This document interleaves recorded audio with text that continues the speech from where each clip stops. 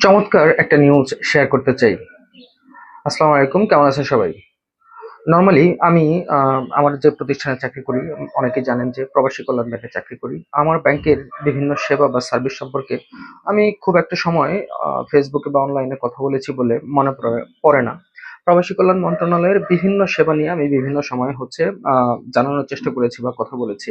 কিন্তু আজকে আমি আমার নিজের ব্যাংকের এমন একটা সার্ভিস নিয়ে কথা বলতে চাই, যেটা আসলেই যারা বিদেশে যেতে চায় তাদের উপকার হবে।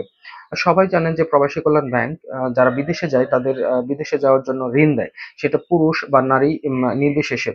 আমাদের ব্রাঞ্চ সংখ্যা কম হয় সারা বাংলাদেশে, আমাদের মাত্র 122টি ব্রাঞ্চ।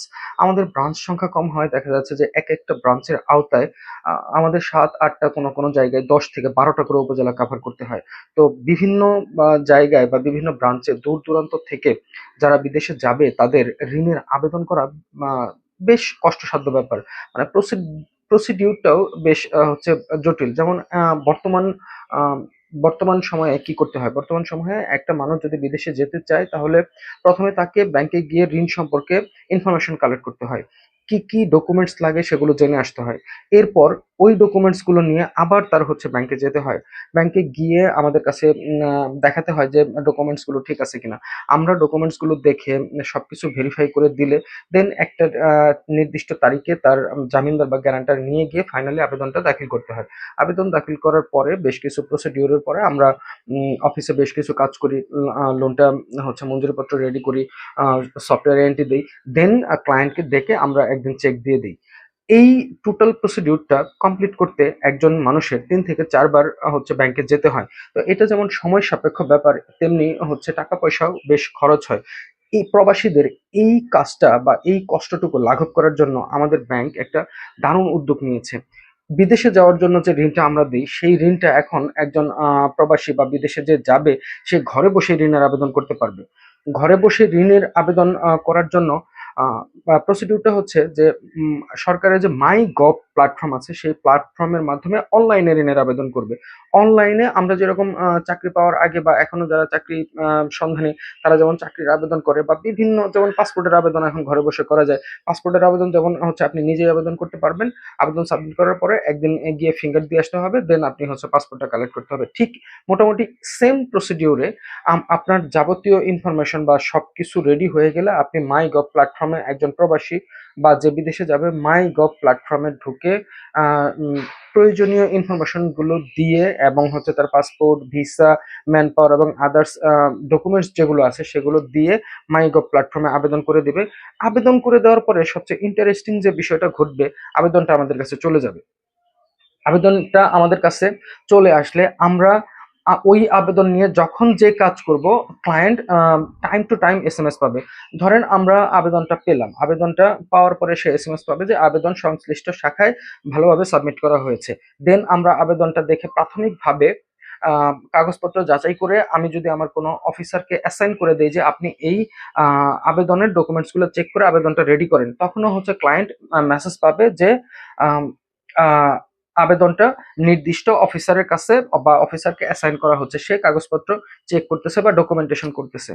এরপরে যখন আমাদের ফাইনাল প্রসিডিউর কমপ্লিট হবে, আমরা যখন সমস্ত কাগজপত্র চেক করে, ম্যান পাওয়ার, ভিসা সবকিছু চেক করে, সিআইবি চেক করে আমরা আহ, একজন নির্দিষ্ট গ্রাহকের আবেদন রেডি করব। আহ, আমরা মোট কথা আবেদনটা বা ঋণটা মঞ্জুর করব, তখন ক্লায়েন্ট বা যিনি বিদেশে যাবেন বা যিনি আবেদন করবেন তিনি ফাইনাল এসএমএস পাবেন যে আপনার আবেদনটা গৃহীত হয়েছে এবং এই তারিখে আপনি গিয়ে ব্যাংক থেকে চেক সংগ্রহ করবেন। আবেদন কমপ্লিট হওয়ার পরে একজন গ্রাহক এবং তার জামিনদার ব্যাংকে গিয়ে যে পেপার ওয়ার্ক গুলো আছে, যে প্রয়োজনীয় নথিপত্র বা ডকুমেন্টস, একটা ঋণের চার্জ ডকুমেন্টস বা আদার্স ডকুমেন্টস গুলো আছে, সেগুলো ফিজিক্যালি সাইন করে চেকটা নিয়ে আসবেন। এই ইন টোটাল প্রসিডিওর। আগে যেখানে 4 বার ব্যাংকে যাওয়া লাগতো, কথা বলা লাগতো, এখন দেখা যাচ্ছে যে একবার শুধু ঋণটা যদি আবেদন মঞ্জুর হয় বা ঋণটা যদি পাস হয়, সে তার জামিনদার নিয়ে ব্যাংকে গিয়ে চেকটা কালেক্ট করে নিয়ে আসবে।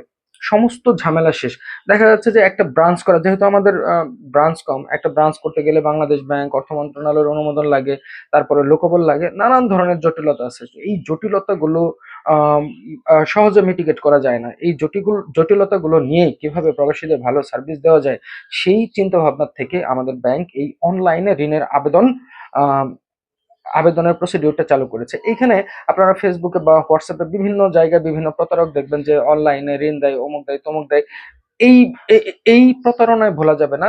আমাদের ব্যাংকের যে অনলাইনে ঋণের আবেদন, সেটা সরকার অনুমোদিত প্ল্যাটফর্ম মাই গভ প্ল্যাটফর্মের মাধ্যমে আবেদন করতে হয়। আমাদের ওয়েবসাইটে গেলেও বিভিন্ন জায়গায় এই কিভাবে ঋণের আবেদন করবেন সেই নির্দেশনা পাবেন। তো এই ঋণের আবেদন করতে একটা টাকা লাগে না, আগে কোনো টাকা পয়সা দিতে হবে না।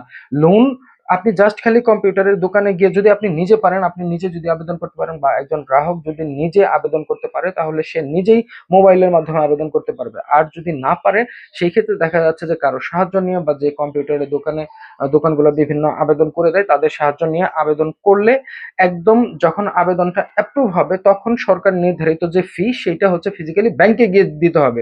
ঋণ পাশ হওয়ার আগে একটা পয়সাও লাগবে না। এখানে আরেকটা সুন্দর একটা সুযোগ হয়েছে, যেমন অনেক সময় দেখা যাচ্ছে যে মাঝখানে অনেক মধ্যস্বত্ব ভোগী থাকে। অমুককে বলে যে আমি লোনটা পাস করাই দিব, এই করে দিব, সেই করে দিব।